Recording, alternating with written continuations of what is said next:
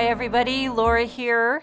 Thank you so much for joining me today. I'm excited to be a part of the Altenew Twinkle and Shine blog hop, and they have some exciting new products. I have a couple of fun projects to share with you.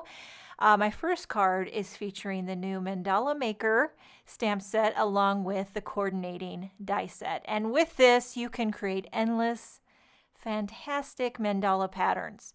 So I'm going to start with this largest kind of a guide. They have these circular guides in various sizes. I'm going to use all of them. Again, you can make a large mandala or a small one. You know, it's up to you. And I am stamping this first circle guide with Aqualicious. I wanted something that I could see, but also light enough that it wouldn't show if I want to cover it up. And I'm using the next size smaller circle, and I'm just going to work my way down to the center. Again, with the Aqualicious ink. So with the Mandala Maker stamp set, you can stamp a pattern. With the die set, you can die cut. You can die cut a pattern, which is what I'm going to do. Or you could use a mixture of both stamps and dies. I mean, the possibilities are endless.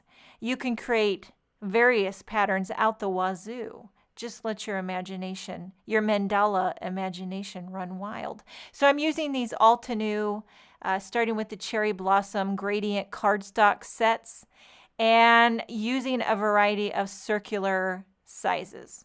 So I'm going to cut 4 different sizes using 4 different colors. And I'm going to stack them up. I'm not going to lie, this card took some time. It was a labor of love, but I will tell you, I love to do stuff like this. I get in the zone, I block everything out, and I just layer circles and create mandala patterns. It's something therapeutic about it. And you just got to get out of your head that you want to get this done. You just enjoy the process of it. I don't know. That's how I have to do it. And I'm using the Studio Katia embellishment wand and some Gina K Connect glue. A while ago, my Studio Katia embellishment wand lost its stickiness, and I was very disappointed. But then somebody said, hey, take your fingernails, scrape the tip a little bit, and it'll regain its stickiness, which it did. So now I'm back to working with the wand. I think I'm going to have to buy a couple of replacement tips just to have on hand.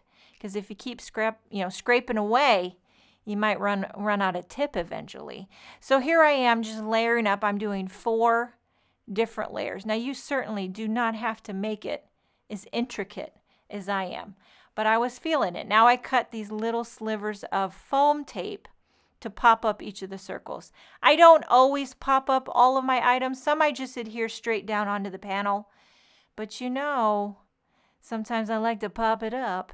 So I'm just going to work my way around the circle, trying to get the darkest, you know, how it's kind of like everything is pointing towards that center circle. You see how I'm doing that? Now I've got these, what do you call these?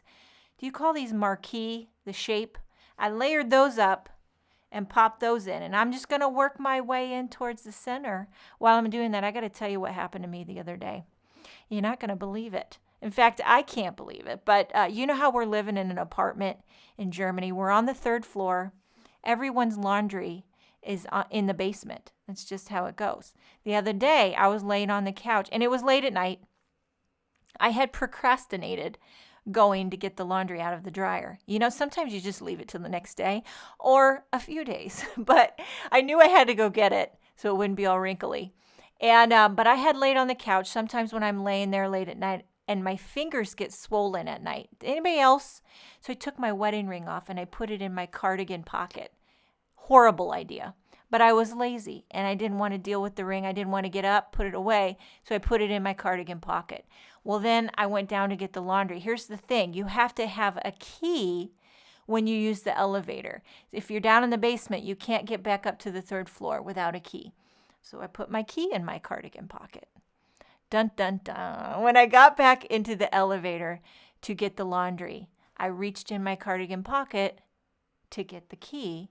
And unknowingly, I also grabbed my diamond ring, which then flew onto the elevator floor, and my diamond went down the elevator shaft. I know.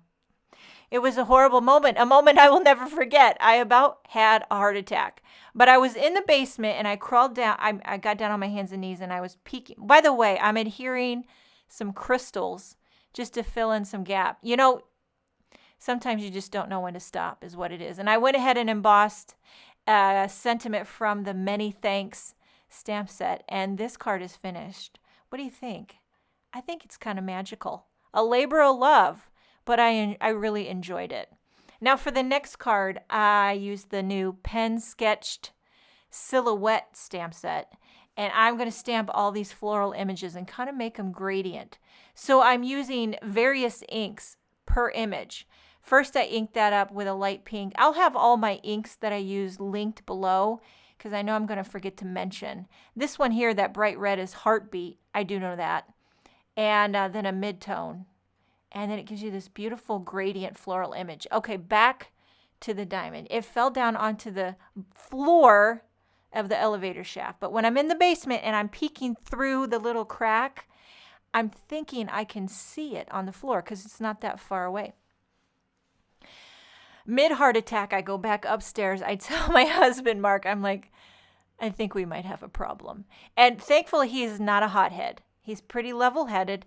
He just looked at me like, are you serious? Now, this is where it comes in really handy to be a hockey family, because we were able to take a few different hockey sticks down there and we stuck some packing tape to the end of the stick. He shoved it down the elevator shaft.